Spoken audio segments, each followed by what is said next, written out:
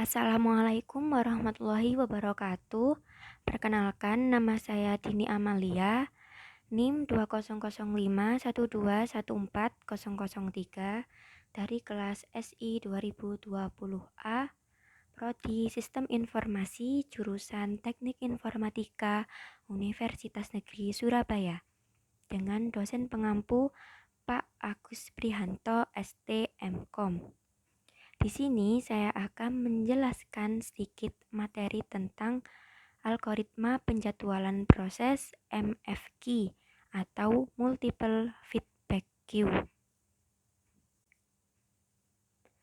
Sebelum masuk ke materi MFQ, kita harus mengetahui apa itu penjadwalan proses.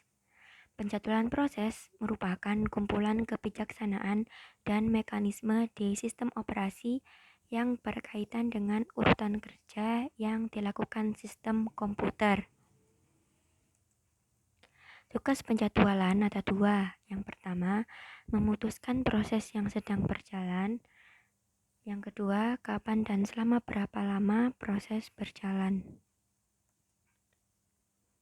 Algoritma penjadwalan dibagi menjadi dua. Yang pertama, algoritma preemptif, dan yang kedua, algoritma non-preemptif. Algoritma preemptif adalah proses yang sedang berjalan tidak dapat disela. Dan algoritma non-preemptif, proses yang sedang berjalan dapat diinterupsi dan dipindah ke status ready.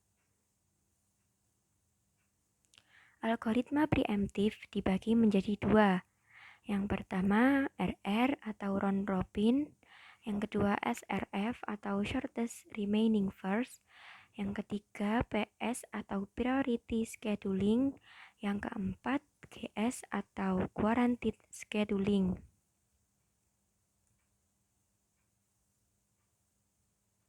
Algoritma non-preemptif juga dibagi menjadi 4. Yang pertama, FIFO atau FJFS, yaitu first in first out atau first come first server. Yang kedua, SJF atau shortest job first. Yang ketiga, HRN atau highest ration next. Dan yang terakhir, MFQ atau multiple feedback queue. Nah, algoritma MFQ ini akan saya jelaskan di slide berikutnya. Algoritma MFQ atau multiple feedback queue. Algoritma ini mirip sekali dengan algoritma multi-level queue. Perbedaannya ialah algoritma ini mengizinkan proses untuk pindah antrian. Jika suatu proses menyita CPU terlalu lama, maka proses itu akan dipindahkan ke antrian yang lebih rendah.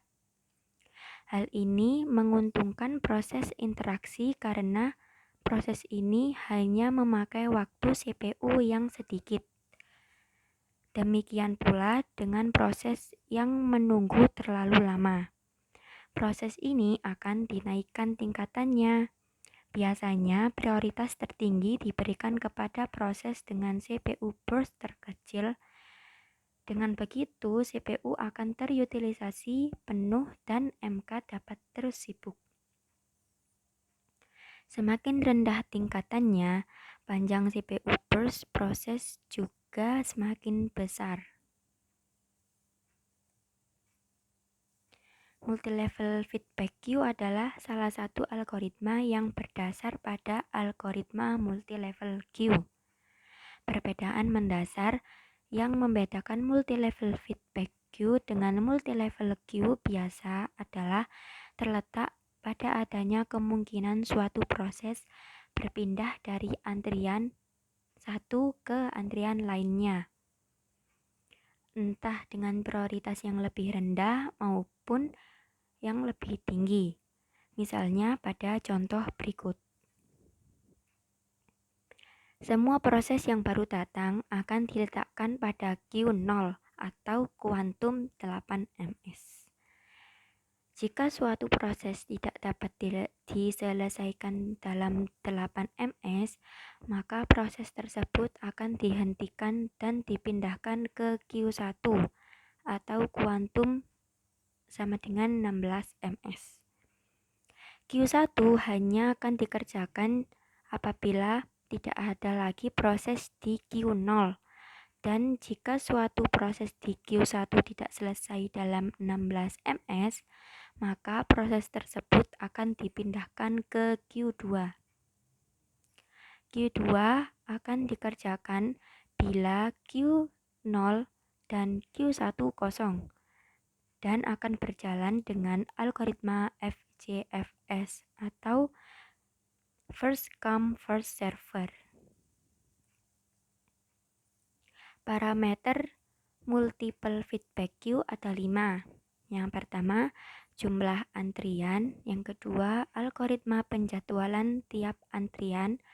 Yang ketiga, waktu menaikkan proses ke antrian yang lebih tinggi.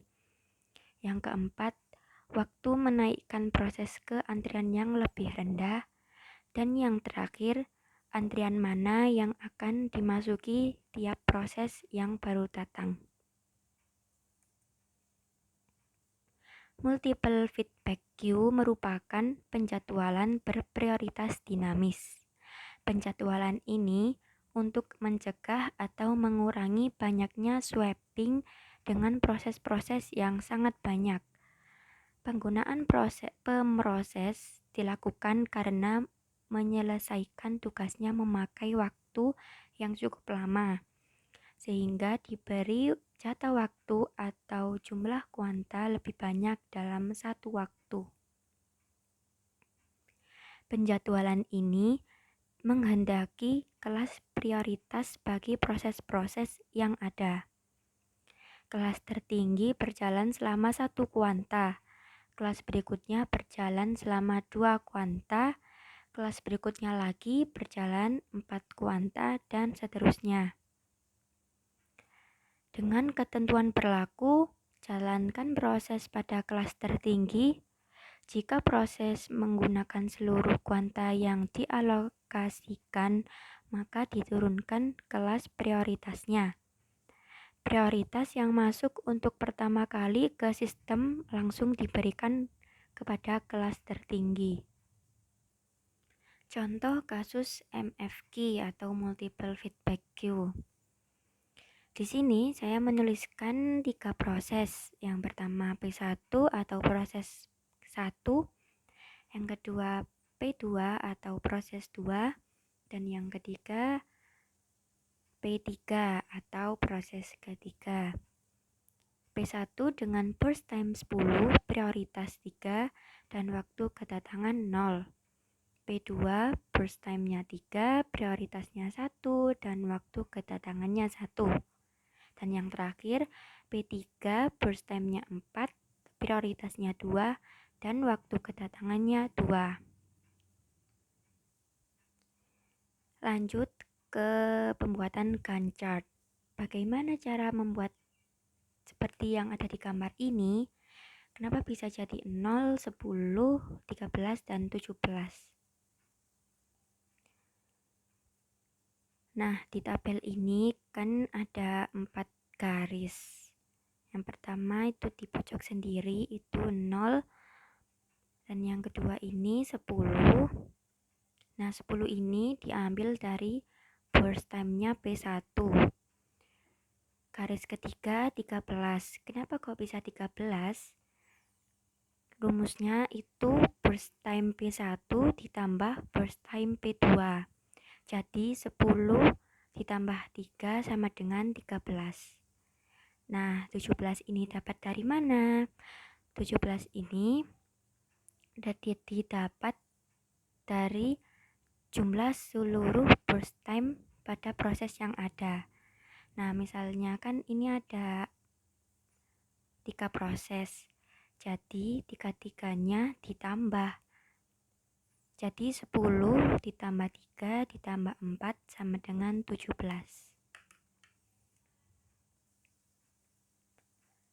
Berikut penyelesaian dari contoh kasus MFQ yang pertama. Penyelesaiannya ada dua. Yang pertama menghitung waiting time dan yang kedua menghitung rata-rata waiting time atau average. Nah, waiting time-nya P1 sama dengan 0, P2 sama dengan 10 min 1 sama dengan 9. Nah, 10 min 1 ini didapatkan dari mana? 10-nya didapatkan dari Gantt MFQ yang tadi, yang setelahnya P1 kan 10 dikurangi waktu kedatangan P2, jadi 10 min 1 sama dengan 9. P3 13 min 2 sama dengan 11. 13 min 2 ini didapatkan dari Gantt setelah P2 tadi kan 13 dikurangi 2 dari waktu kedatangan P3. Jadi 13 min 2 sama dengan 11. Nah, rata-ratanya P1 ditambah P2 ditambah P3 dibagi banyaknya P atau banyaknya proses. Nah, P1, P2, P3-nya bukan dari tabel lagi, melainkan dari perhitungan waiting time yang barusan kita hitung, yaitu 0 ditambah 9 ditambah 11 dibagi 3. Nah, 3 ini didapat dari banyaknya proses atau banyaknya P. Kalau prosesnya sampai 4, jadi dibagi 4. Kalau cuma 3, ya dibagi 3. Jadi 20 dibagi 3 sama dengan 6,67.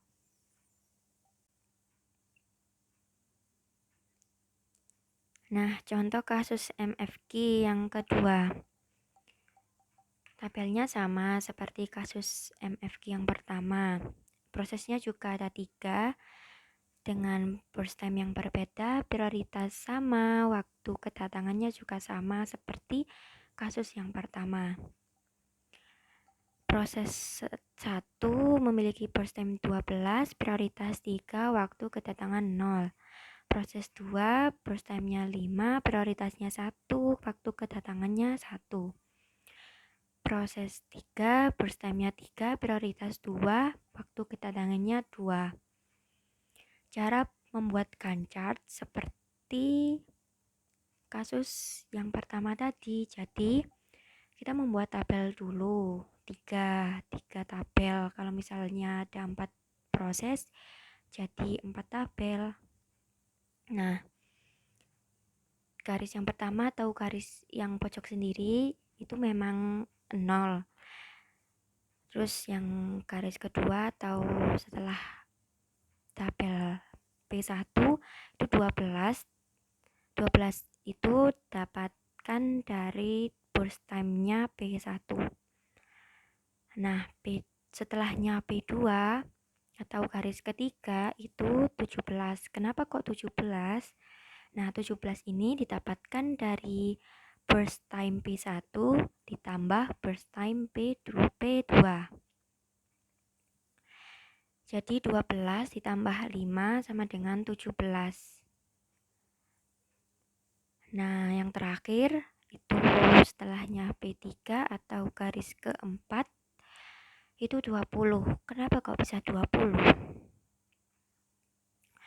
Jadi proses yang terakhir sendiri atau Gantt yang terakhir itu didapatkan dari jumlah seluruh burst time.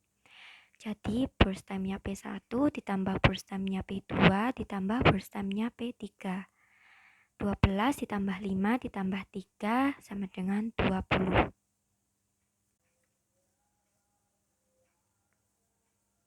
Penyelesaian contoh kasus kedua MFQ. Sama seperti yang contoh pertama. Jadi ada dua penyelesaian. Yang pertama waiting time dan rata-rata waiting time atau average. Waiting time-nya P1 sama dengan 0. P2 sama dengan 12 min 1 sama dengan 11. 12 min 1 ini didapatkan dari gancat P1 tadi atau garis kedua kan 12 dikurangi waktu kedatangan P2 yaitu 1. Jadi 12 min 1 sama dengan 11. P3-nya sama dengan 17 min 2 sama dengan 15. 17 min 2 ini didapatkan dari gancat P2 atau garis ketiga ini di sini dikurangi waktu kedatangan P3. Jadi 17 dikurangi 2 itu 15. Nah, rata-ratanya seluruh waiting time dijumlahkan dibagi banyaknya P atau banyaknya proses. Nah, waiting time-nya tadi berapa saja?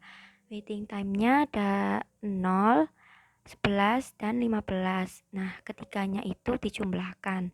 Jadi 0 ditambah 11 ditambah 15 dibagi banyaknya proses atau 3. Jadi 26 dibagi 3 sama dengan 8,67. Contoh penerapan algoritma MFQ dalam kehidupan sehari-hari. Contoh yang saya ambil di sini adalah kegiatan hafalan surat pendek di sekolah. Ada 3 siswa yang akan setoran hafalan surat pendek ke pembimbing hafalan mereka. Siswa 1 akan menghafal terlebih dahulu. Selanjutnya siswa 2 dan selanjutnya lagi siswa 3. Ternyata siswa 1 belum lancar menghafal. Jadi diulang lagi hafalannya atau kembali ke antrian setelah siswa 3. Lalu siswa 2 ternyata sudah hafal dan lancar. Jadi bisa lanjut hafalan ke surat pendek berikutnya. Siswa 3 belum hafal dan belum lancar. Jadi setor hafalannya ditunda dan diganti oleh siswa 1. Siswa 1 akhirnya sudah hafal dan lancar, jadi bisa lanjut menghafal ke surat pendek berikutnya juga. Pada akhirnya, siswa 3 merasa sudah yakin dan lancar hafalannya. Jadi siswa 3 setor hafalannya ke pembimbing hafalan. Ternyata siswa 3 memang sudah hafal dan lancar dan bisa melanjutkan hafalannya ke surat pendek selanjutnya juga. Kesimpulan dari contoh sebelumnya. Algoritma ini merupakan algoritma penjadwalan yang baik dalam mengoptimalkan proses-proses yang memiliki prioritas. Running process adalah layanan dibagi waktu jatah pengerjaan atau quantum time hingga hasil bagi digunakan untuk banyak perulangan QT dan sisa bagi untuk banyak pengerjaan berikutnya, tapi kurang dari QT. Penerapan running process memudahkan penentuan waktu tunggu karena dapat menggunakan running process dalam mengetahui proses-proses yang mempengaruhi dalam diagram penjelasan MFQ. Sekian dari saya, kurang lebihnya mohon maaf. Semoga materi yang saya jelaskan tadi bermanfaat. Wassalamualaikum warahmatullahi wabarakatuh.